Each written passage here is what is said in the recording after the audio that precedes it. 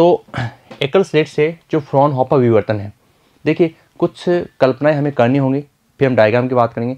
कल्पनाएं कैसे, जैसे हम जिस टॉपिक की बात करते हैं फिजिक्स में, तो एक काल्पनिक इमेज हमारे सामने आ जानी चाहिए। जैसे सबसे पहले हम बात करेंगे कि एक हमारे पास एकवर्णी, देखो एकवर्णी आपको बार बार बता चुके हैं कि एकवर्णी प्रकाश से ही सही प्रतिरूप प्राप्त होते हैं। अदरवाइज अगर आप श्वेत प्रकाश काम में लेंगे तो श्वेत प्रकाश से क्या होता है कि हर कलर की एक तरंग दैर्ध्य फिक्स होती है और उसके हिसाब से असमान चौड़ाई प्राप्त होती हैं, और जो प्रतिरूप है वो एकदम से सही नहीं आ पाएगा, असमान रूप से आएगा, क्योंकि लाल रंग की तरंग दैर्ध्य अधिक होती है, बैंगनी रंग की तरंग दैर्ध्य कम होती है। ठीक है, तो एकवर्णी प्रकाश स्रोत हमने लिया है, उसका नाम है एस। ठीक है, अब आपको पता है हाइगेन के तरंग सिद्धांत से कि जो प्रकाश स्रोत से जो प्रकाश है वो तरंग के रूप में गमन करता है, और या ये कह सकते हैं कि तरंगागर के रूप में गमन करता है। ठीक है, और इस तरंगागर का जो प्रत्येक बिंदु है वो नए प्रकाश स्रोत की तरह कार्य करता है। तो हम ये मान लेंगे कि एस से एक बिंदु प्रकाश होता है और उससे क्या निकल रहा है, एक गोलीय तरंगागर निकल रहा है कुछ इस तरीके से। जैसे ये हो गया अपना बिंदु प्रकाश स्रोत, और इससे निकलने वाला तरंगागर कैसा होगा, इससे निकलने वाला तरंगागर गोलीय होगा। ठीक है, इस प्रकार से। ओके, चलो, और उसका नाम हमने मान लिया अक्ष, अक्ष देश, नाम आप अपने हिसाब से मान सकते हैं। उत्तल लेंस, उसमें एक उत्तल लेंस रहेगा, आगे हम चित्र की बात करें जस्ट इसके बाद में। उत्तल लेंस एलोन, यानी एक लेंस, उत्तल लेंस पर आपतित कराएंगे। अब जाहिर सी बात है कि उत्तल लेंस पर अगर आप इनको आपतित करा रहे हो तो ये मुख्य अक्ष के क्या हो जाएंगी, समांतर हो जाएंगी, और प्राप्त होने वाला तरंगाग्र कैसा होगा, समतल हो जाएगा। और समतल तरंगाग्र आपको प्राप्त होगा और उसका नाम हमने दे दिया WW डैश। कोई दिक्कत नहीं है। अब हम इसके चित्र की बात करेंगे, और ये हमारा चित्र है। अगर हमने चित्र समझ लिया तो ये पूरा टॉपिक, पूरा वीडियो आपके समझ में आसानी से आ जाएगा। चलो बात करते हैं। देखिए, सबसे पहले हमने क्या माना था, एस क्या है, एक बिंदु प्रकाश स्रोत है। ठीक है, अब यहाँ से तरंगाग्र ये देखो ये स्टार्ट होगा यहाँ पर। ओके, अब जैसे आपको बताया कि गोलीय तरंगाग्र निकलेगा क्योंकि ये बिंदु प्रकाश स्रोत है। अब जैसे ये उत्तल लेंस, देखो यहाँ पर उत्तल लेंस से क्या हो रहे हैं, इंसिडेंट हो रहे हैं ना, आपतित हो रहे हैं।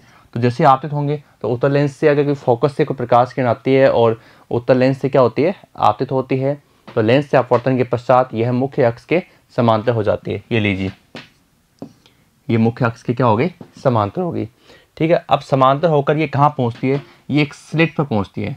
तो जैसा कि आपको पता है कि विवर्तन की एक शर्त होती है कि आपतित प्रकाश की जो तरंग दैर्ध्य है वो जिस द्वारक या अवरोधक पर आपतित हो रही है उसके तरंग दैर्ध्य की कोटि की होनी चाहिए। तो ये एक द्वारक है यहाँ से यहाँ तक, और हम ये मान रहे हैं कि जो आपतित तरंग है वो इस द्वारक से निकल सकती है, तभी तो विवर्तन प्रतिरूप प्राप्त होगा। अगर नहीं निकल सकती तो दैट मीन्स आपका विवर्तन प्रतिरूप क्या नहीं होगा, प्रेक्षित ही नहीं होगा। ठीक है, तो यहाँ हम बात करें कि यहाँ से निकल सकती है। तो देखो ये अक्ष अक्ष देश तो क्या था, ये था आपका गोलीय तरंगाग्र, और WW डैश क्या है, WW डैश जो है वो इसके अंदर समतल तरंगाग्र है। अब AB क्या है, AB आपका द्वारक हो जाएगा, यहाँ पर कितने आकार है, कितना अवरोधक है। ठीक है, तो यहाँ से ये आगे निकल रहा है। अब जैसे कि आपको पता है कि अगर ये यहाँ से आगे निकलेगा, मान लीजिए अब ये यहाँ से एक ये निकल गया और एक ये निकल गया, और पर्दे पर मान लीजिए एक और लेंस देखो यहाँ लगा हुआ है, पहले से लगा हुआ उत्तर लेंस एक और है जिसको हम L2 बोल देंगे, उत्तर लेंस L2 कह देंगे, और उत्तर लेंस L2 हमने यहाँ लगा दिया। तो उत्तर लेंस L2 क्या करेगा, इन्हें फोकसित कर देगा एक बिंदु पर। ठीक है, मान लो बिंदु P पर इनको फोकसित कर दिया। तो ये तो आप समझ गए होंगे कि जो सबसे ज़्यादा जो तीव्रता है वो कहाँ प्राप्त होने वाली है, वो आपको बिंदु P पर प्राप्त होने वाली है। देखिए आप, ठीक है, तो बिंदु P पर इनको प्राप्त कर दिया है। तो ये इसका एक भाग हो गया कि गोलीय तरंगाग्र स्टार्ट हुआ कहाँ से, S से हुआ था, और S से पहले लेंस उत्तर लेंस से ये चेंज हो गया किसमें, समतल तरंगाग्र में। समतल तरंगाग्र को हमने द्वारक AB से गुजारते हुए उत्तर लेंस L2 से फिर इसको क्या किया, अपवर्तित करवाया, और वापस हमें बिंदु P पर एक फोकस मिलेगा जिसे हम कहते हैं केंद्रीय उच्चिष्ट, जो सर्वाधिक तीव्रता वाला होगा, अर्थात सबसे अधिक चमकीला होगा। ठीक है, और फिर हम क्या करेंगे बच्चों, फिर हम इसमें बात करेंगे कि ये जो जो विवर्तन प्रतिरूप है ये किस प्रकार से हमें प्राप्त होगा। तो उसके लिए हम क्या करेंगे, हम बिंदु P1 एक काल्पनिक बिंदु मान लेंगे कि P1 पर किस प्रकार की कंडीशन से अलग अलग शर्तों के साथ हम तरंग दैर्ध्य वहाँ पर आपतित कराएंगे, और ये देखेंगे कि प्राप्त होने वाला जो उच्चिष्ट है वो या निम्निष्ट है, वो देखेंगे कि फ्रिंज अधिक चमकीली है या काली है। तो इसमें क्या होता है बच्चों, इसके अंदर ये घटते हुए क्रम में प्राप्त होती है, जैसे कुछ ऐसे ऐसे। ठीक है, तो ये केंद्रीय तो क्या होगी, केंद्रीय तो सबसे अधिक चमकीली मिलेगी, और फिर उसके बाद एकांतर क्रम में क्या हो जाएगी, घटते हुए क्रम में आपको प्राप्त होगी। ठीक है। तो अब हमने क्या किया, हमने कुछ काल्पनिक किया है, जो आप गुलाबी कलर से देख रहे हैं कि हमने काल्पनिक इसके अंदर कुछ पार्ट माना है कि हम बिंदु P1 पर विवर्तन प्रतिरूप पर विचार करते हैं, और इस बिंदु P1 पर जो तरंगिकाएं जाएंगी हाइगेन्स के तरंग सिद्धांत से जो तरंगागर से निकलेंगी, वो एक तो A से जाएगी, A से P1, और एक जाएगी B से BP1, ठीक है। फिर देखिए हमें पता है कि BP1 जो है ना, BP1 ये यहाँ से जो जा रही है वो AP1 से ज़्यादा है, बड़ी है। तो ज़्यादा है तो इसका मतलब कितनी ज़्यादा हो सकती है, तो वो इनके बीच का क्या होता है, पथांतर, पथ का अंतर, उसको हम ये मान लेंगे डेल्टा, यानी B और C को हम क्या मान लेंगे, डेल्टा मान लेंगे। और A से B के बीच की दूरी हम मान लेंगे A, स्मॉल a, ठीक है। या हो सकता है कुछ बच्चे स्मॉल d मानते हैं, तो कोई दिक्कत वाली बात नहीं है, हम भी कई जगह स्मॉल d लिख देंगे, तो इसमें कन्फ्यूजन वाली बात नहीं है। स्मॉल d स्लिट का आकार, जैसे हमने व्यतिकरण सोल्व किया था तो स्मॉल d माना था, कोई दिक्कत वाली बात नहीं है। आप लिख देना कि माना a क्या है, स्लिट का आकार है, और या स्मॉल d क्या है, स्लिट का आकार है। जैसे हमने यहाँ पर a मान लिया तो कोई दिक्कत नहीं, a से कर देंगे इसको, ठीक है। अब देखिए अब कितना पथांतर है, तो पथांतर ज्ञात करने के लिए हम a से c पर, देखो यहाँ पर एक लम्ब डाल देंगे, लम्ब डालते ही AP1 और ये CP1 ये तो बराबर हो गया, गैप जो है पथांतर वो BC हो जाएगा, और BC हम क्या डाल देंगे, डेल्टा डाल देंगे, ठीक है। और फिर जो प्रतिरूप आपको मिल रहा है वो कहाँ मिल रहा है, P1 पे मिल रहा है। तो हम क्या करेंगे, इसके लिए अलग अलग कंडीशन देखेंगे, किस शर्तों के साथ ये गुजर रहा है। जैसे समगुणज में आ रहा है या विषम गुणज में आ रहा है, समगुणज में आ रहा है तब इसका क्या प्रभाव होगा, और विषम गुणज में आ रहा है तब इसका प्रभाव क्या होगा, ये सब हम बातें क्या करते हैं इसमें देखते हैं। चलो अब जो हमने बोला, जो हमने अभी समझा है उसी को हमें वापस बोलना है। चलो देखते हैं कि माना समतल तरंगागर क्या है, WW डैश है, वो स्लिट AB जिसकी चौड़ाई हमने कितनी मानी बच्चों, A मानी है। D मानना है तो D मान लेना, कोई दिक्कत वाली बात नहीं है, ठीक है। लेकिन जहाँ भी फिर A है वहाँ पर स्मॉल d आ जाएगा। से गुजरते हुए उत्तल लेंस L2 पर जा रही है, बिल्कुल जा रही है, और MM डैश जो पर्दा है उसके बिंदु P पर क्या हो रही है, फोकसित हो रही है। आपको दिखाया गया था कि उत्तल लेंस L2 की सहायता से पुनः वो क्या होती हैं, एक बिंदु पर फोकसित हो जाती हैं, ठीक है। और इस अवस्था में प्राप्त होने वाले विवर्तन, यानी बिंदु P वाली की बात करें, उसमें क्या है, वो केंद्रीय बैंड है, मतलब चमकीली, सबसे चमकीली कहाँ है, केंद्रीय में है। तो ये चमकीली होती है, प्रदीप का मतलब क्या होता है, चमकीली होती है, और इसके दोनों ओर एकांतर क्रम में अदीप्त काली तथा प्रदीप चमकीली फ्रिंजें प्राप्त होंगी। यानी सेंटर पर क्या आपको मिल गई चमकीली, तो चमकीली के ऊपर क्या हो जाएगी, काली, और चमकीली के नीचे क्या हो जाएगी, काली, फिर काली के बाद में क्या, फिर चमकीली, फिर काली, फिर चमकीली, ऐसे ऊपर आ जाएगी। ये तो चमकीली होगी, केंद्रीय उच्चिष्ट है, केंद्रीय उच्चिष्ट के ऊपर काली, फिर चमकीली, फिर काली, इस तरीके से ये चलती जाएगी, ठीक है। चलो आगे बढ़ते हैं। जब समतल तरंगागर WW डैश स्लिट AB पर आपतित होता है, स्लिट AB पर आपतित होता है, तो इसका प्रत्येक भाग हाइगेन के तरंग सिद्धांत के अनुसार द्वितीयक स्रोत की तरह, एक नए प्रकाश स्रोत की तरह क्या करता है, कार्य करता है। इससे निकलने वाली जो द्वितीयक तरंगिकाएं हैं वो बच्चों आगे की ओर गमन करती हैं, बिल्कुल, और ये तरंगिकाएं बिंदु P पर स्लिट के बिंदु A और B दोनों से समान कला में पहुंचते हैं। जैसे हमने P1 पर कल्पना की है तो A P1 माना है और B P1 माना है, तो दो तरंगिकाएं मान ली ना, जिससे वहाँ तीव्रता क्या होती है बच्चों, अधिकतम होती है, अतः केंद्रीय उच्चिष्ट सदैव चमकीला होता है। यानी ये जो इसमें हमने बात की है वो इस प्रकार से की है कि जो प्राप्त होगी ना, एक तो A से आएगी और एक B से आएगी, और उत्तल लेंस से दोनों क्या होगी, एक बिंदु पर फोकसित हो गई। तो और जो केंद्रीय उच्चिष्ट है वो हमें क्या मिलेगा, वो हमेशा चमकीला मिलेगा। तो ये दोनों क्या है, समान कला में आई हैं, ठीक है। लेकिन अब हम बात करेंगे किसी एक बिंदु पर, यानी यहाँ पर P डैश पे या P1 पर, जो भी हम इसको मानना चाहें मान सकते हैं, ठीक है। तो वहाँ हम बात करेंगे, तो वहाँ हम देखेंगे कि ये समान कला में पहुँचते हैं या विषम कला में पहुँचते हैं, उसके हिसाब से बात करेंगे, ठीक है। और ध्यान रखना, अतः केंद्रीय उच्चिष्ट सदैव चमकीला होता है। क्यों होता है, उसका कारण ये है कि द्वितीयक तरंगिकाएं A और B से समान कला में बिंदु P पर फोकसित हो जाती हैं, तो जो प्राप्त होने वाला विवर्तन प्रतिरूप है वो केंद्रीय उच्चिष्ट के रूप में होगा और सर्वाधिक चमकीला होगा। और आगे हम इसके पर्दे P1 पर प्रतिरूप पर विचार करेंगे। क्यों, क्योंकि बिंदु P पर तो हमें केंद्रीय उच्चिष्ट सर्वाधिक चमकीली प्राप्त हो रही है, ठीक है। तो वो तो क्या है, क्योंकि जो तरंगे आते हैं ना A से B की, यानी इस प्रकार से यहाँ से और यहाँ से, वो उत्तल लेंस L2 से क्या होती हैं, एक बिंदु पर फोकसित हो जाती हैं और हमें केंद्रीय उच्चिष्ट सर्वाधिक चमकीली प्राप्त होती है। लेकिन अब हम ये देखेंगे कि P1 पर एक विवर्तन प्रतिरूप हम प्राप्त करें, तो अगर उसमें समान कला में है या विषम कला में है, तब किस प्रकार से निम्निष्ट और उच्चिष्ट प्राप्त होते हैं। मतलब केंद्रीय उच्चिष्ट चमकीली होती है, फिर उसके ऊपर काली, फिर उसके जस्ट नीचे काली, फिर काली और चमकीली, इस प्रकार से क्रम चलता रहेगा। दीप्त अदीप्त, दीप्त अदीप्त, इस प्रकार से क्रम चलता रहेगा। तो बच्चों हम बात करते हैं बिंदु P1 पर विवर्तन प्रतिरूप की, ठीक है। ये हमें मानना होता है। तो हम ये मानते हैं कि अगर P1 पर बात करोगे ना आप, तो A से ये जाएगी P1 पर, और ऐसे ये जाएगी B से, ये ए से और ये बी से। तो एक तो बन गई AP1 और एक बन जाएगी BP1, जो मैं आपको पहले बता भी चुका हूँ चित्र के अंदर। और फिर से सुन लीजिए आप, ए से बन रही है क्या AP1, बी से बन रही है क्या BP1। अब देखते हैं तरीका मिलकर क्या करती हैं, बिंदु P1 पर विवर्तन प्रतिरूप बनाते हैं। ठीक है, अब हमें पता है कि जो बी से जो तरंगिका निकलेगी बी से, वो क्या होगी, ए से ज़्यादा होगी। और मैंने कहा था पथांतर निकलेगा, बिल्कुल ये लीजिए पथांतर निकलेगा। कैसे निकलेगा, हम बिंदु ए से क्या करेंगे, BP1 पे एक लंब डाल देंगे AC। ठीक है, तो पथांतर आ जाएगा BC बराबर डेल्टा बराबर उसका पथांतर। ठीक है, अब जो चित्र है हमारा, उसी चित्र में आप देखना जो लंब हमने डाला है वो ए से डाला है और C है। ठीक है, और ये यहाँ पर B है और ये कौन क्या है, थीटा है। पिंक कलर से बना हुआ चित्र में आप देख लेना। और इससे अगर हम साइन थीटा मान निकालें तो साइन थीटा क्या होता है, लंब बटा कर्ण। ठीक है, साइन थीटा बराबर लंब बटा कर्ण। लंब कौन सा है इसमें, BC है। ओके, BC है ना, और कर्ण क्या है, कर्ण क्या है, लंब तो ये है, तो 90 से 90 क्या है, कर्ण है AB। तो ये लीजिए AB। ठीक है, तो हम BC का मान निकाल दें। यहाँ पर BC का मान कितना है, डेल्टा है, पहले से पता है। और AB क्या है, AB द्वारक का आकार है, जो बीच की चौड़ाई ना जो हमने A मानी है, और अगर आपने स्मॉल d मानी तो स्मॉल d लग देना यहाँ पर। ठीक है, तो AB हमने A मान लिया। तो ये देखो, ये तो हो गया डेल्टा और ये हो गया आपका A। तो डेल्टा बटा A किसका मान आ गया, साइन थीटा का। और यहाँ से आप डेल्टा निकाल दीजिए, क्या आ जाएगा, A साइन थीटा।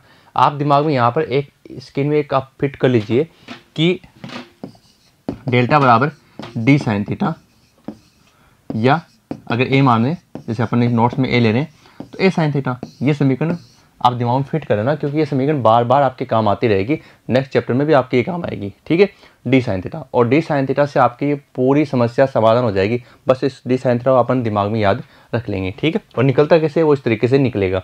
ओके, अब इसमें A क्या है, A है इसमें स्लिट का आकार, भाई जो आपने A और B है ना उसके बीच की चौड़ाई। और थीटा क्या है, थीटा कोणीय स्थितियाँ होती हैं, अलग अलग रोटेशन से तरंगिकाएं किस प्रकार से निकलती हैं वो उनकी कोणीय स्थितियाँ होती हैं। ठीक है, चलो आगे बढ़ते हैं। अब जो चीज़ हम समझना चाह रहे हैं उसकी हम फिर से एक बार बात कर लेते हैं। क्या कि जो आपको विवर्तन प्रतिरूप मिलता है ना, वो यहाँ पर देखिए आप, जब समान कला में आता है ना, समान कला में जो फोकसित हो रहा है कुछ इस प्रकार से, तो वो ये है, आप देख रहे हैं सबसे मोटा डब्बा दिख रहा है। सबसे मोटा डब्बा दिख रहा है मतलब ये सर्वाधिक चमकीली है। और ये कौन सी है, ये केंद्रीय दीप्त है, केंद्रीय दीप्त है। अब केंद्रीय दीप्त देखो, ये डब्बा छोटा हो गया, ये फिर छोटा हो गया, और इस प्रकार से डब्बे छोटे होते जा रहे हैं। तो मतलब पहले आपको क्या मिलेगी, चमकीली मिलेगी, फिर क्या मिलेगी, काली मिलेगी, फिर चमकीली, फिर काली, फिर चमकीली। इस प्रकार से ये कंटिन्यू नीचे की हो जाएगा और इसी प्रकार से ये ऊपर की हो जाएगा। ठीक है, यानी आपका जो विवर्तन प्रतिरूप है वो कुछ इस प्रकार से, जैसे मैक्सिमम तो हो गया यहाँ पर, और फिर ये छोटा होता जाएगा, ऐसे ऐसे छोटा होता जाएगा। ठीक है, तो ये क्या होता है आपका व्यतिकरण नहीं, ये विवर्तन है। तो विवर्तन प्रतिरूप आपका ये तैयार हो रहा है। ओके, समझ गए आप। अब हमें बात करनी है यहाँ पर निम्निष्ठ की, निम्निष्ठ, और एक हम बात करेंगे उच्चिष्ठ की। चलो देखते हैं, इसमें हम बात करें निम्निष्ठ की व्याख्या की। तो निम्निष्ठ की व्याख्या जब बात करते हैं तो पथांतर जो है ना, अगर हम बात करें निम्निष्ठ की व्याख्या में प्रथम निम्निष्ठ की, तो प्रथम निम्निष्ठ के मान लेते हैं कि डेल्टा की कंडीशन लैम्डा है। ठीक है, कोई दिक्कत नहीं, हम डेल्टा जगह मान लेंगे, लैम्डा मान लेंगे। और इसको लैम्डा मान लोगे ना आप, तो डेल्टा का मान तो हो गया लैम्डा। ठीक है, तो lambda equal A sine theta 1। Okay, sine theta 1 हो गया। अब हमें क्या करना है, यहाँ से साइन की वैल्यू निकालनी है, तो साइन थीटा 1 बराबर लैम्डा बट्टा A। आप यहाँ से मैं आपको एक और बता दूँ, दिमाग में फिट कर लेना, अगर साइन थीटा की वैल्यू मिनिमम लेते हैं तो हमें पता है क्या होती है, थीटा 1। वैसे वैल्यू जीरो नहीं लेनी आपको, अगर थीटा 1 का मान छोटा है, और यहाँ आपको छोटे ही कोण प्राप्त होते हैं, बड़े नहीं होंगे। तो थीटा 1 क्या है, छोटा है, तो साइन थीटा लगभग थीटा के बराबर हो जाता है। तो थीटा 1 बराबर क्या होगा, लैम्डा बट्टा A। तो ये फॉर्मूला आपके न्यूमेरिकल्स में और कंपटीशन एग्जाम में भी शानदार तरीके से आपके काम आएगा। लैम्डा बट्टा A बोल दीजिए, या अगर आपने D माना है तो लैम्डा बट्टा D बोल दीजिए। ठीक है, इस बात का विशेष ध्यान रखना कि जो भी तरंगिकाओं का पथांतर यहाँ पे बनता है ना, वो लैम्डा अपॉन D के हिसाब से बनेगा। चलो अब देखो, अगर हमने मान लिया कि हमें प्रथम निम्निष्ठ यानी केंद्रीय फ्रिंज से हम ऊपर चलें या हम नीचे आएँ, तो पहला जो प्राप्त हो रहा है वो निम्निष्ठ है, वो किस प्रकार का प्राप्त होगा। तो उस निम्निष्ठ की शर्त होती है डेल्टा इक्वल क्या होना चाहिए, एन लैम्डा होना चाहिए। निम्निष्ठ की शर्त क्या होती है, एन लैम्डा होती है। ठीक है, तो हम पहली कंडीशन ले रहे हैं, स्थिति फर्स्ट, यदि पथांतर पहला है तो पहला पथांतर है तो हम एन का मान क्या कर देंगे, 1 कर देंगे, क्योंकि क्या यहाँ पर क्या है, प्रथम निम्निष्ठ है। प्रथम निम्नलिखित है तो यहाँ पर एन लेमडा, एन की जगह क्या हो गया, 1 हो गया।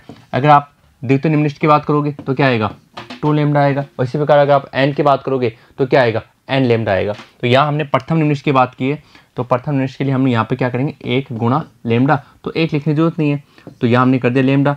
अब हमें पता है कि अगर इस तरीके का अगर हमें पथांतर प्राप्त हो रहा है, यानी विवर्तन प्रतिरूप प्राप्त हो रहा है, तो इसका मतलब जो आपको प्राप्त होने वाला भाग है वो जैसे बीच का मान लीजिए O, तो एक A हो जाएगा, एक B हो जाएगा।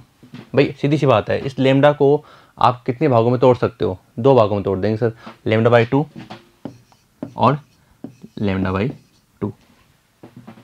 ठीक है, तो अब लेमडा बाई 2 हो गया और लेमडा बाई 2 हो गया। ठीक है, तो आपको 2 भाग प्राप्त हो गए, एक तो OA भाग प्राप्त हो गया और एक OB भाग प्राप्त हो गया। अगर लेमडा है तो उसको आप 2 भागों में तोड़ सकते हैं। ठीक है, तो अब एक तो लेमडा बाई 2 हो गया ना। अब ये दोनों भाग क्या होते हैं, परस्पर क्या होते हैं, विपरीत कलाओं में होते हैं। ठीक है, विपरीत कलाओं में होते हैं, तो ये क्या करते हैं, एक दूसरे को कैंसिल कर देते हैं। ठीक है, कैंसिल कर देंगे तो बिंदु P1 पर तो आपको कोई तीव्रता मिल ही नहीं रही, अर्थात तीव्रता क्या हो गई, न्यूनतम हो गई, अर्थात 0 हो गई। तो P1 कैसा मिलेगा, जब कोई तीव्रता नहीं है तो P1 कैसा मिलेगा, आपको काला मिलेगा।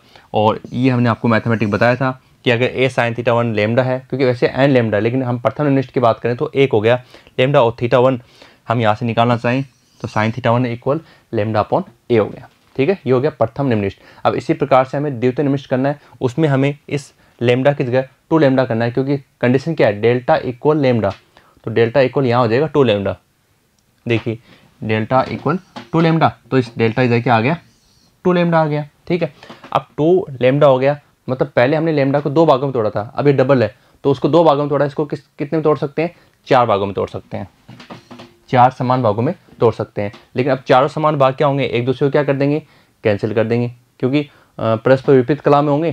जैसे 2 भाग हैं वो परस्पर विपरीत कला में होते हैं, अगले 2 भाग हैं वो परस्पर विपरीत कला में होते हैं, तो दोनों एक दूसरे के प्रभाव को निरस्त कर देते हैं और तीव्रता वापस क्या आ जाएगी, 0 हो जाएगी, और आपको वापस क्या हो जाएगा, P1 कैसा प्राप्त होगा, काला प्राप्त हो जाएगा। तो इसका मतलब हम समझ चुके हैं कि अगर यहाँ पर n लेमडा होता है तो n समान भाग बन जाते हैं, और n समान भाग भी सम संख्या में होते हैं।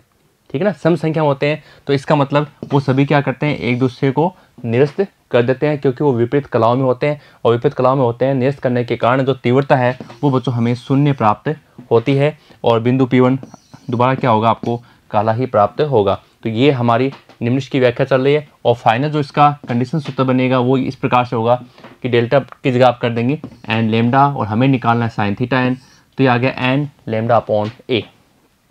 ठीक है, चलो आगे बढ़ते हैं। अब बच्चों हम बात कर लेते हैं उचिष्ट की व्याख्या। तो निम्नलिखित की व्याख्या हो गई, निम्नलिखित में सीधा सा फॉर्मूला था डेल्टा इक्वल एन लेमडा। अब इसमें देखो क्या बच्चों, इसमें डेल्टा की जगह आपको करना है 2n प्लस 1 लेमडा अपॉन 2, ये करना है। ठीक है, अब ये करेंगे तो सीधी सी बात है, अगर यहाँ पर 1 रखेंगे, एन की जगह 1 रखेंगे ना, तो क्या आ जाएगा 3/2 लेमडा। ठीक है, अब 3/2 लेमडा आ गया, तो डेल्टा की जगह हमने ये मान रख दिया यहाँ पर, तो ये आ गया।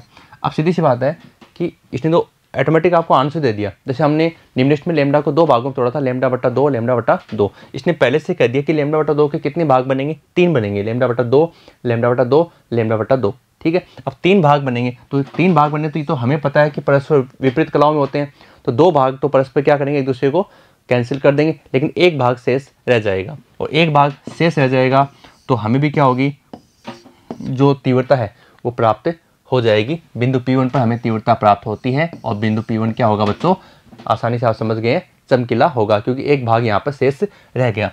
तो सूत्र बनाए यहाँ से, तो साइन θ1 के लिए 3/2 लेमडा अपॉन ए यहाँ पर आपको प्राप्त हो जाएगा।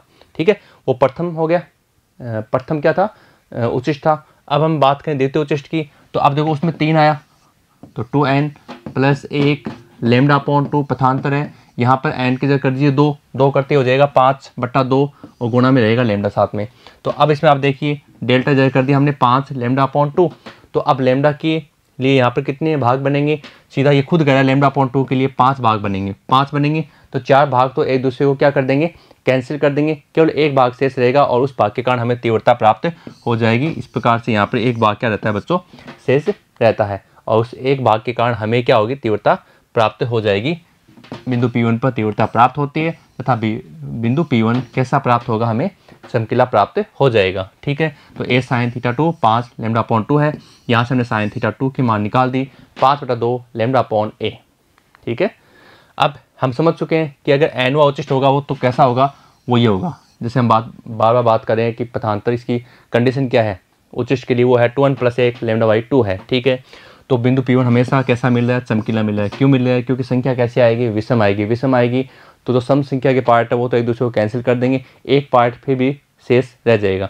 जैसे 3 है तो 2 पार्ट ने कैंसिल कर दिया, 5 है तो 4 भागों ने एक दूसरे को कैंसिल कर दिया, 7 है तो 6 भागों ने कैंसिल कर दिया, 9 है तो 8 भागों ने कैंसिल कर दिया, एक भाग सब में क्या होगा, शेष रह जाता है, जिसके कारण हमें तीव्रता प्राप्त होती है। और फाइनल आंसर इसमें निकाला जाए साइन थीटा के रूप में तो आ जाएगा sine theta n 2n + 1 λ/a है, और साथ में ये 2 भी इसके साथ में a तो इधर आ जाएगा और साथ में 2 रह जाएगा, तो ये इसका फाइनल आंसर हो जाता है। अब बच्चों इसमें हम आगे बात करते हैं केंद्रीय उचिष्ट की चौड़ाई की। और केंद्रीय उचिष्ट की चौड़ाई जो है वो बिंदु P1 पर हम देखते हैं कि बिंदु P1 कैसे, कि जैसे ये आपका P1 है और ये P है। ठीक है, यहाँ पर O था, यहाँ पर A और B, तो A से P1 हो गया ना, इस प्रकार से। तो P और P1 के बीच मान लेते हैं हम अक्ष, और ये हम यहाँ से यहाँ तक OP है अपना। चलो सोल्व करते हैं। अब देखो ये तो हमें पता है कि a sin थीटा बराबर क्या होता है, n लैम्डा होता है, और n बराबर अगर 1 है तो हो जाएगा a sin थीटा बराबर लैम्डा, और sin थीटा बराबर λ/a, यानी ये आ गया अपना। और tan थीटा यहाँ से निकाल दीजिए, PP1 यानी अक्ष हो गया, और यानी लंबवत आधार, लंबवत बटा आधार, आधार ये हो गया आपका OP। इसको अक्ष मान लो और इसको मान लेंगे कैपिटल D मान लेंगे। अब हमें पता है अगर थीटा अगर अल्प होता है, थीटा अगर अल्प होता है तो साइन थीटा की वैल्यू थीटा और टेन थीटा की वैल्यू थीटा होती है। तो इसका मतलब ये λ/a और अक्ष अपॉन D हम दोनों को क्या कर सकते हैं, बराबर रख सकते हैं। बराबर रख देंगे तो अक्ष का मान क्या आ जाएगा, D λ/a आ जाएगा। यानी P से P1 ये अक्ष का मान आ गया, लेकिन ये तो नीचे भी तो होगी ना भाई, इस P1 डेज का नीचे भी तो बनेगा, वो भी अक्ष हो जाएगा, और अक्ष प्लस अक्ष क्या हो जाएगा बच्चों, वो 2x हो जाएगा, और इसे हम कहेंगे बीटा। ठीक है, और उसका फाइनल आंसर आ जाएगा 2D λ/a हो जाएगा। और अगर हम कोणीय चौड़ाई के रूप में बात करें तो इसे हम कहते हैं 2 थीटा, और 2 थीटा यानी तो हम इसको कहेंगे 2 λ/a। इसका मतलब होगा कि केंद्रीय उचिष्ट की जो चौड़ाई है ना वो लैम्डा की क्या होती है, समानुपाती होती है, और चौड़ाई a जो है ना वो उससे क्या होती है, वित्त समानुपाती होती है थीटा। कोणीय चौड़ाई, कोण चौड़ाई मतलब ये, जैसे ये हो गया, तो कितनी चौड़ाई से ये मिल रहा है, कोण विवर्तन प्रतिरूप। ठीक है, और फोकस दूरी f की वस्तु क्या होती है, अनुकमानुपाती होती है। ठीक है, अब बच्चों अगर ये टॉपिक आता है तो साथ में ग्राफ भी जरूर पूछेगा। ग्राफ आप अब तक बिल्कुल आपके समझ में आ गया है, कैसे आप कहेंगे सर कैसे, क्योंकि मैं आपको पहले बता चुका हूँ कि केंद्रीय उचिष्ट क्या होगा, सबसे ज़्यादा चमकीला होगा, यानी I0 की वैल्यू देखो सबसे ज़्यादा है। और उसके बाद में क्या करना है, उसके बाद आपको घटते क्रम में जाना है, ऐसे ऐसे घटते हुए क्रम में जाना है ऐसे, और इधर आ जाइए आप, सेम प्रोसेस एकांतर क्रम में दोनों साइड चलता रहेगा, और ये आपकी तीव्रता का ग्राफ हो जाएगा। एकल स्लिट से प्राप्त विवर्तन प्रतिरूप में तीव्रता का वक्र, ये भी 1 नंबर का परीक्षा में इस टॉपिक के साथ आएगा। ठीक है, चलो आगे बढ़ते हैं। और अब जो ग्राफ है उसकी खास खास बातें कि केंद्रीय उचिष्ट हमेशा चमकीला होता है, आपके समय बिल्कुल समझ में आ चुका है ये बात। और केंद्रीय उचिष्ट की तीव्रता अगर चमकीला है तो मतलब क्या है, सदैव अधिकतम होगी। और केंद्रीय उचिष्ट के दोनों ओर एकांतर क्रम में प्रदीप्त अदीप्त यानी चमकीली और काली फ्रिंजें आपको प्राप्त होती हैं। इनकी तीव्रता हमेशा एकांतर क्रम में कम होती जाती है। ठीक है, अब बच्चों हम बात करते हैं, बहुत शानदार टॉपिक है, एग्जाम में लगभग ये आए हुए रहता है, कौन सा, व्यतिकरण और विवर्तन में अंतर। ठीक है, तो जो आपने पढ़ा है लास्ट वीडियो में आपने देखे हैं व्यतिकरण के, उन दोनों से आपको एक कंपेरिजन करना है। कंपेरिजन जो करोगे उसी से आपको इनमें क्या मिलेगा, डिफरेंस मिल जाएगा। चलो बात करते हैं व्यतिकरण में। व्यतिकरण बच्चों आप जानते हैं क्या होता है कि लगभग समान आयाम व आवृत्ति की तरंगें एक दूसरे पर क्या होती हैं, अध्यारोपित होती हैं, जिससे जो तीव्रता है वो हमें कुछ बिंदुओं पर अधिकतम और कुछ बिंदुओं पर न्यूनतम प्राप्त होती है। इस घटना को व्यतिकरण कहते हैं। और विवर्तन में क्या होता है, एक ही तरंगाग्र से उत्सर्जित द्वितीयक तरंगिकाओं का अध्यारोपण होता है। जैसे S से प्रकाश निकल गया, फिर वो S1 और S2 से निकलता है, फिर S1 और S2 से जो तरंगिकाएं निकलती हैं उनका परस्पर क्या होता है, अध्यारोपण होता है। ठीक है, व्यतिकरण प्रतिरूप में सभी चमकीली फ्रिंजों की तीव्रता क्या होती है, समान होती है। आपको बताया गया था व्यतिकरण में कि जो केंद्रीय फ्रिंज से ऊपर या नीचे चले जाओ सभी फ्रिंजों की चौड़ाई समान होती है अगर एक वर्णीय प्रकाश आपने काम में लिया है। लेकिन विवर्तन अभी जो हम पढ़ रहे थे, आपको पता है कि केंद्रीय चमकीली जो फ्रिंज है उसकी तीव्रता तो होती है अधिकतम, और बाकी घटते हुए क्रम में चलती जाएगी। अन्य चमकीली फ्रिंजों की तीव्रता घटते क्रम में होती है, यानी केंद्रीय फ्रिंज सबसे अधिक चमकीली होती है और बाद में वो मान दे क्या होता जाएगा, उनकी तीव्रता धीरे धीरे कम होती जाएगी। ठीक है, समान आयाम के जो व्यतिकरण प्रतिरूप है उसमें काली फ्रिंजों की तीव्रता क्या होती है, शून्य होती है, और विवर्तन प्रतिरूप में काली फ्रिंजें शून्य तीव्रता की नहीं होती हैं। ठीक है, ये एक डिफरेंस हो गया। व्यतिकरण में फ्रिंजें सामान्यतः समान चौड़ाई की होती हैं और विवर्तन में असमान चौड़ाई की होती हैं, ये भी आपको बता दिया गया है। और दीप्त या अद्युत फ्रिंजों के बीच अच्छा विप्रयास होता है, और यहाँ बात करें तो दीप्त या अद्युत फ्रिंजों के बीच से मंद विप्रयास होता है। आपको ये समझ नहीं आया होगा कि विप्रयास क्या होता है। विप्रयास को हम बोलते हैं CONTRACT, कॉन्टेक्ट्स, यानी ये होता है, इसका मतलब इस प्रकार से होता है, जैसे आप मोबाइल में देखते हैं, हम कोई फोटो देखते हैं और उस फोटो के नीचे एक इस प्रकार का आपको ऑप्शन मिलेगा, और ये ऑप्शन आप एडिट के ऑप्शन देखोगे ना, तो फोटो कभी बिल्कुल सफ़ेद हो जाएगी, कभी बिल्कुल हरी हो जाएगी, लेकिन जब आप उसको उसके अंदर एक स्केल आता है, उस स्केल से आप उसको ऊपर लेकर जाते हो तो फोटो बिल्कुल धुंधली हो जाती है लास्ट में जाकर, या फिर बिल्कुल उसको आप पीछे ले आओगे तो बिल्कुल काली हो जाएगी। तो होता है विप्रयास, यानी कहाँ आपको अच्छा प्राप्त हो रहा है, कहाँ आपको मंद प्राप्त हो रहा है। तो व्यतिकरण में आपको अच्छा मिलेगा क्योंकि फ्रिंज चौड़ाई सबकी क्या होती है, एक समान होती है। यहाँ आपको मंद मिलेगा क्योंकि जो चौड़ाई होगी वो धीरे धीरे घटते हुए क्रम में जाएगी, तो जो सबसे छोटी होगी उसका विप्रयास पाना बिल्कुल अच्छा नहीं होता, और जो अगर पा भी लोगे तो फटी हुई स्किन आपको प्राप्त उसमें होती है। ठीक है, तो ये शानदार क्वेश्चन था, ध्यान रखना। व्यतिकरण विवर्तन में 4 अंतर कम से कम पूछता है, तो आपको यहाँ 5 अंतर बता दिए, तो 4 आप कम से कम याद करें। अब एक और इसमें छोटा टॉपिक है और अपनी किताब में दिया हुआ है, तो चलो इसकी बात करते हैं। सिंपल सा है, एकल झिरी विवर्तन पैटर्न का अवलोकन। हमारे प्रायोगिक एग्जाम में भी ये क्रियाकलाप के अंदर शामिल है। तो 2 रेजर ब्लेड हैं, सीधी सी बात है, घर पर आसानी से मिल जाती हैं, और एक कांच का विद्युत बल्ब जिसके अंदर फिलामेंट लगा हुआ बल्ब, पुराना वाला बल्ब 100 वाट का, उस टाइप में। दोनों ब्लेडों को इस प्रकार से पकड़ा जाता है, इस प्रकार से दोनों को एक दूसरे को इस प्रकार से पकड़ना है कि उनके किनारे क्या हो, उनकी धार जो तेज धार है ना वो समांतर हो, और दोनों के बीच एक संकीर्ण झिरी बनेगी, बिल्कुल बनेगी। जब आप उनकी धारों को मिलाओगे ना, दोनों की धार जो है ना उनको मिलाओगे तो बिल्कुल पतला सा एक छेद आपको प्राप्त हो जाएगा। ये सरलता से आप अंगूठे तथा उंगलियों के द्वारा भी किया जा सकता है। ठीक है, अब इससे होता क्या है, अब इसमें ये होता है कि जब झिरी को फिलामेंट के समांतर रखते हैं ना, मतलब जो छेद जो आप दिख रहे हो और उसको बल्ब के फिलामेंट के समांतर करते हैं, बिल्कुल जो बीच में जो तंतु होता है बल्ब के, यानी ये वाला तंतु, इस तंतु के हम क्या करते हैं, इसको यहाँ ब्लेडों के बीच की जगह ये एक लाइन में रखते हैं दोनों को। इनको जब आप एक लाइन में रखते हो तो क्या होता है, और अगर एक को ध्यान रखना आप, अच्छा ये जो जब झिरी को फिलामेंट के समांतर रखते हैं ठीक आंख के सामने, और आपको इस बात का ध्यान रखना, अगर आपके पास चश्मा है तो चश्मा जरूर पहनना, क्योंकि उससे आपको अच्छा दिखाई देगा। क्या ये जो आप देखना चाह रहे हैं उसके प्रयोग की बात करें तो इसका उपयोग आप जरूर करेंगे। झिरी की चौड़ाई तथा किनारों की समांतरता से क्या होता है, इनके समायोजन से हमें दीप्त और अदीप्त बैंडों के साथ एक पैटर्न दिखाई देगा, और थोड़ा सा उसमें रंगीनपन भी आपको उसमें दिखाई देता है।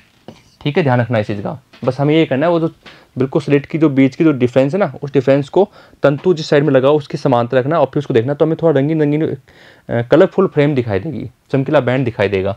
ठीक है, और लाल तथा नीले रंग के लिए फिल्टर के उपयोग से हमें फ्रिंजें अधिक स्पष्ट हो जाती हैं। मतलब लाल कलर तो सीधी सी बात है, तरंग अधिक है तो अधिक दिखाई देगा, और बैंगनी कलर की सबसे कम होती है, लेकिन हमारी आंखों के लिए शुभ रंग कौन सा होता है, नीला रंग होता है। तो ये इसमें छोटा सा एक टॉपिक था, इसको भी हमने पढ़ लिया है। अब किताब में एक एग्जाम्पल है, बिल्कुल आसान सा, डरने की कहीं जरूरत है नहीं। 2 झिरियाँ हैं, द्वि स्लिट है। अच्छा, इस एग्जाम्पल के अंदर खास बात क्या है कि पहले इसमें लिखा हुआ है कि आप एक पहले वाला एग्जाम्पल है उसका नाम लिखा हुआ, फिर आगे उसमें केवल 2 लाइन जुड़ी हुई है, तो हमने वो एग्जाम्पल भी साथ में लिख दिया है, क्योंकि भाषा वो क्या है पहले वाले एग्जाम्पल की है। तो यहाँ 2 झिरियाँ हैं, 1 मिलीमीटर दूर बनाई गई है, और पर्दे को 1 मीटर दूर रखा गया है। जब 500 मिलीमीटर तरंग दैर्ध्य, ठीक है, लैम्डा होगी ना, का नीला हरा प्रकाश प्रयोग में लाया जाता है, तो प्रत्येक स्लिट की चौड़ाई कितनी होनी चाहिए जिससे कि एकल स्लिट झिरी पैटर्न के केंद्रीय उच्चिष्ट के भीतर द्वि स्लिट पैटर्न की 10 उच्चिष्ट प्राप्त हो सके। ठीक है, तो लैम्डा अपॉन डी की बात कर रहा है, लैम्डा अपॉन ए की बात कर रहा है, तो वो कितनी प्राप्त होनी चाहिए, आपको 10 प्राप्त होने चाहिए। बिल्कुल सिंपल सा है। ठीक है, ए थीटा बराबर क्या है, लैम्डा। ठीक है, क्योंकि अभी हमने किया था ए साइन थीटा बराबर एन लैम्डा, एन का मान 1 कर दो, और ए साइन थीटा की मिनिमम वैल्यू यहाँ पर हो जाएगी थीटा, क्योंकि साइन थीटा अगर थीटा अल्प होता है ना तो साइन थीटा लगभग थीटा बराबर होता है। तो भाई ए साइन थीटा बराबर एन लैम्डा, एन का मान 1 और साइन थीटा का मान अगर अप्रोक्सीमेट देखा जाए तो कितना होता है, थीटा होता है। तो क्या आ गया, ए थीटा बराबर लैम्डा, थीटा वैल्यू कितनी आ जाएगी, लैम्डा अपॉन ए आ गई। ठीक है, तो लैम्डा अपॉन ए आ गई, तो हम क्या करेंगे, जो कंडीशन है गुजरने की उच्चिष्ट की वो कितनी है बच्चों, वो 10 बार गुजर रही है, और ये हमें क्या करना है, कोण या चौड़ाई के रूप में देखना है तो 2 थीटा के बराबर होगा। तो यहाँ से सोल्व करेंगे इसको, तो ये आ गया 5 लैम्डा से लैम्डा सोल्व हो गया, तो मान रखने की जरूरत पड़ेगी नहीं। अब ये तो हो गया आपका 5/d और बराबर हो गया आपका 1/a, दोनों को उल्टा कर दीजिए, उल्टा करते आ जाएगा a बराबर d/5। d का मान कितना है, d का मान आपको दिया हुआ है ना, चलो 1 मिलीमीटर है क्या, बिल्कुल है। और इसको आप सोल्व कर देंगे, 1/5 1 मिलीमीटर है, तो 1/5 क्या हो जाएगा 0.2 और ये आ गया मिलीमीटर, ठीक है ना। इसका मान हो गया 1 mm, इसमें आपको भाग देना है, ओके। और प्रकाश की तरंग दैर्ध्य तथा पर्दे की दूरी, झिरी की चौड़ाई a के परिकलन में शामिल नहीं हुई है, ठीक है। तो ये आपका छोटा सा एक एग्जाम्पल था, हमने इसको सोल्व कर दिया है। तो बच्चों इस प्रकार ये जो वीडियो था वो आपके लिए बहुत ही ज़्यादा महत्वपूर्ण था, क्योंकि इसमें जो हमने टॉपिक शामिल किया है वो एग्जाम में 101% आता है। तो बच्चों अब हम इसमें ये देखेंगे कि दूरदर्शी जो होते हैं वो किस प्रकार से विभेदन क्षमता को प्रदर्शित करते हैं, और साथ में बात करेंगे सूक्ष्मदर्शी की भी। तो बच्चों मिलते हैं नेक्स्ट वीडियो में, धन्यवाद।